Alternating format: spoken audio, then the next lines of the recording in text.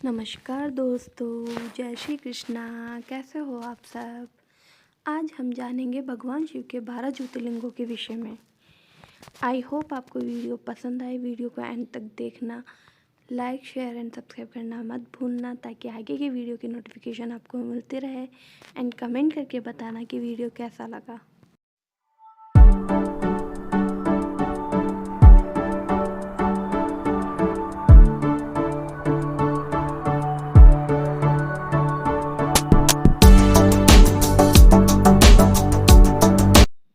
भारत धार्मिक मान्यताओं और पवित्र मंदिरों में बसा देश है, जहाँ लोग ईश्वर की आराधना करते हैं। यहाँ कई सारे प्राचीन और पवित्र मंदिर और शिवालय हैं। इन्हीं पवित्र शिवालयों में भोलेनाथ के 12 प्रसिद्ध ज्योतिर्लिंग भी है। इन्हीं ज्योतिर्लिंगों का महत्व सबसे अधिक है। इन धार्मिक मान्यताओं के मुताबिक भोलेनाथ के 12 ज्योतिर्लिंगों में भगवान शिव ज्योति के रूप में स्वयं विराजमान है। इन ज्योतिर्लिंगों के अगर आप दर्शन करना चाहते हैं तो आपको पता होना चाहिए कि इन 12 ज्योतिर्लिंगों का क्या नाम है और ये कहाँ स्थित है। सबसे ज़्यादा ज्योतिर्लिंग मध्य प्रदेश व महाराष्ट्र में स्थित है। सभी ज्योतिर्लिंगों को दर्शन करने के लिए उनके बारे में जान लीजिए। क्या है 12 ज्योतिर्लिंगों की महिमा और कहाँ स्थित है शिव जी के 12 ज्योतिर्लिंग? पहला ज्योतिर्लिंग है सोमनाथ ज्योतिर्लिंग, जो कि गुजरात में स्थित है। गुजरात के सौराष्ट्र क्षेत्र में स्थित सोमनाथ ज्योतिर्लिंग को पृथ्वी का पहला ज्योतिर्लिंग माना जाता है। यहाँ पर देवताओं द्वारा बनवाया गया एक पवित्र कुंड भी है, जिसे सोम कुंड या पापनाशक तीर्थ भी कहते हैं। यह ज्योतिर्लिंग शिव के 12 ज्योतिर्लिंगों में से पहला ज्योतिर्लिंग माना जाता है। ऐतिहासिक सूत्रों के अनुसार आक्रमणकारियों ने इस मंदिर पर 6 बार आक्रमण किया। इसके बाद भी इस मंदिर का वर्तमान अस्तित्व इसके पुनर्निर्माण के प्रयास और सांप्रदायिक सद्भावना का ही परिचायक है। 7वीं बार ये मंदिर कैलाश महामेरु प्रसाद शैली में बनाया गया। इसके निर्माण कार्य से सरदार वल्लभ भाई पटेल भी जुड़े रह चुके हैं। यह मंदिर गर्भगृह, सभा मंडप और नृत्य मंडप 3 प्रमुख भागों में विभाजित है। इसका 150 फुट ऊंचा शिखर है। इसके शिखर पर स्थित कलश का भार 10 टन है और इसकी ध्वजा 27 फुट ऊंची है। इसके आबादित समुद्री मार्ग दृष्टांत के विषय में ऐसा माना जाता है कि ये समुद्री मार्ग परोक्ष रूप से दक्षिणी ध्रुव में समाप्त हो जाता है। यह हमारे प्राचीन ज्ञान व सूझबूझ का अद्भुत साक्ष्य माना जाता है। इस मंदिर का पुनर्निर्माण महारानी अहिल्याबाई ने करवाया था। पौराणिक अनुश्रुतियों के अनुसार सोम नाम चंद्र का है, जो दक्ष के दामाद थे।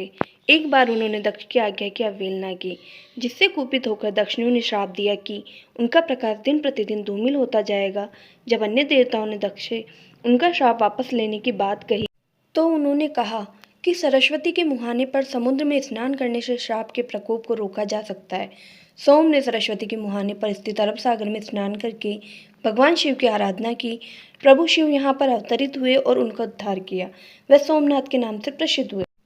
दूसरा ज्योतिर्लिंग है मल्लिकार्जुन ज्योतिर्लिंग, जो कि आंध्र प्रदेश में स्थित है। मल्लिकार्जुन ज्योतिर्लिंग आंध्र प्रदेश में कृष्णा नदी के तट पर श्रीशैल नामक पर्वत पर स्थित है।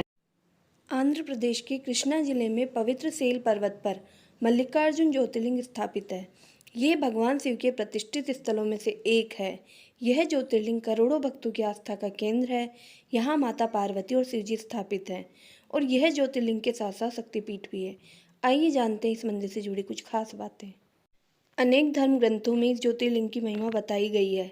महाभारत के अनुसार श्रीशैल पर्वत पर भगवान शिव का पूजन करने से अश्वमेध यज्ञ करने का फल प्राप्त होता है। कुछ ग्रंथों में यहाँ तक लिखा है कि श्रीशैल के शिखर के दर्शन मात्र से ही भक्तों के सभी प्रकार के कष्ट दूर हो जाते हैं। इसके दर्शन से अनंत सुखों की प्राप्ति होती है। वेद पुराणों के अनुसार एक बार भगवान शिव के दोनों पुत्र गणेश जी और कार्तिकेय विवाह के लिए आपस में झगड़ने लगे थे। वह इस बात पर बहस कर रहे थे कि सबसे पहले विवाह कौन करेगा। तब भगवान शिव ने निष्कर्ष निकालने के लिए उन दोनों को एक कार्य सौंपा। उन्होंने कहा कि जो सबसे पहले पृथ्वी का चक्कर लगाकर वापस आ जाएगा, उसी का विवाह सबसे पहले किया जाएगा। भगवान कार्तिकेय पूरी पृथ्वी का चक्कर लगाने के लिए चले गए, लेकिन गणेश जी अपने स्थूल शरीर की वजह से विचार में पड़ गए। बुद्धि के देवता गणेश जी ने सोच विचार करके अपनी माता पार्वती और पिता महादेव से एक आसन पर बैठने का आग्रह किया। उन दोनों को आसन पर बैठ जाने के बाद श्री गणेश ने उनकी 7 परिक्रमा की। इस प्रकार श्री गणेश माता पिता की परिक्रमा करके पृथ्वी की परिक्रमा से प्राप्त होने वाले फल की प्राप्ति के अधिकारी बन गए। उनकी चतुर बुद्धि को देखकर शिव और पार्वती दोनों बहुत प्रसन्न हुए और उन्होंने श्री गणेश का विवाह करा दिया। जब कार्तिकेय पृथ्वी से वापस लौटे तो गणेश जी को विवाहित पाकर अपने माता पिता से अत्यंत क्रोधित हो गए। क्रोधित होकर कार्तिकेय क्रौंच पर्वत पर आ गए। इसके बाद सभी देवता उन्हें कैलाश पर्वत पर लौटने की विनती करने लगे, लेकिन वह नहीं माने। पुत्र वियोग में माता पार्वती और भगवान शिव दुखी हो गए। जब दोनों से रहा नहीं गया, तब वह स्वयं क्रौंच पर्वत पर गए। माता पिता के आने की खबर सुनकर कार्तिकेय वहां से और दूर चले गए। अंत में पुत्र के दर्शन के लिए भगवान शिव ने ज्योति रूप धारण किया और उसी में माता पार्वती भी विराजमान हो गई। उसी दिन से इन्हें मल्लिकार्जुन ज्योतिर्लिंग के नाम से जाना जाने लगा। इसमें मल्लिका माता पार्वती का नाम है, जबकि अर्जुन भगवान शंकर को कहा जाता है। इस प्रकार सम्मिलित रूप से मल्लिकार्जुन ज्योतिर्लिंग पूरे जगत में प्रसिद्ध है।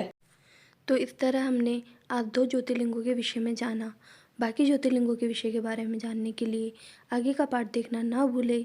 जय श्री कृष्णा।